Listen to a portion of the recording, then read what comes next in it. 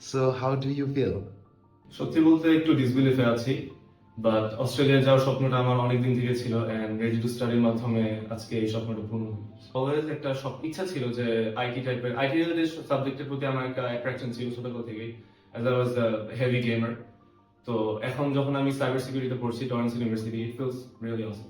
আমার কোনো কোম্পানি ছিল না আপনাদের প্রতি, and compare to many other professional agencies আপনাদের অ্যাপ্রোচটা অনেক অনেক সুন্দর ছিল। So yes, I am very satisfied.